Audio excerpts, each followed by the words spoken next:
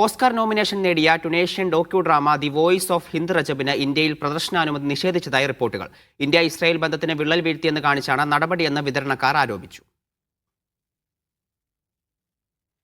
വിവരങ്ങളുമായി രശ്മി ജയദാസ് ചേരുന്നുണ്ട്. രശ്മി, ആഗോളതലത്തിൽ ശ്രദ്ധ നേടിയ ഒരു ഡോക്യു ഡ്രാമയാണിത്. അപ്പോൾ എന്തൊക്കെ കാരണങ്ങൾ ചൂണ്ടിക്കാണിച്ചാണ് ഇപ്പോൾ വിലക്ക് ഏർപ്പെടുത്തിയിരിക്കുന്നത്?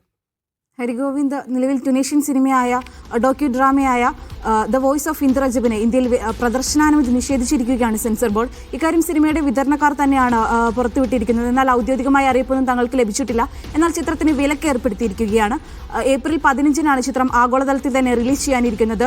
ഓസ്കാറിൽ മികച്ച അന്താരാഷ്ട്ര ചിത്രത്തിനായി ഈ ഡോക്യു ഡ്രാമ മത്സരിച്ചിരുന്നു. കൂടാതെ മറ്റ് അന്താരാഷ്ട്ര ചലച്ചിത്രമേളകളിലെല്ലാം ഈ ചിത്രം മത്സരിച്ചിരുന്നു. കൂടാതെ തന്നെ ഇന്ത്യയിൽ കൊൽക്കത്ത ഫിലിം ഫെസ്റ്റിവൽ അടക്കം ചിത്രം പ്രദർശിപ്പിച്ചിരുന്നു. എന്നാൽ മറ്റ് ചലച്ചിത്രമേളകളിൽ നിന്നും ചിത്രം തഴയപ്പെട്ടതായും എന്താണ് അതിന്റെ കാരണമെന്ന് തങ്ങൾക്ക് ഇനിയും വ്യക്തമല്ലെന്ന് ആദ്യഘട്ടത്തിൽ തന്നെ വിതരണക്കാർ പറഞ്ഞിരുന്നു. എന്നാൽ ഇപ്പോൾ ഈ ചിത്രം ഇന്ത്യയും ഇസ്രായേലും തമ്മിലുള്ള ബന്ധത്തിന് വിള്ളൽ വീഴ്ത്തുമെന്ന് ചൂണ്ടിക്കാണിച്ചാണ് ചിത്രത്തിന് പ്രദർശനാനുമതി നിഷേധിച്ചിരിക്കുന്നതെന്നാണ് വിതരണക്കാർ തന്നെ പറയുന്നത്.